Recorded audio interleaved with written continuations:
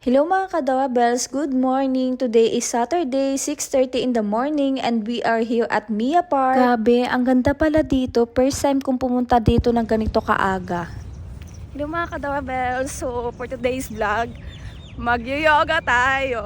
Na-invite nga kami to attend the pre-yoga class and since trentahe na tayo guys, kailangan natin to sa ating mental health. At sa mga interested or gustong umattend ng pre-yoga class, ito yung page niya sa Instagram. Mag-message lang po kayo kay Sir Ponjis. Call time namin today is 6:30 AM, so andito na nga si Ana.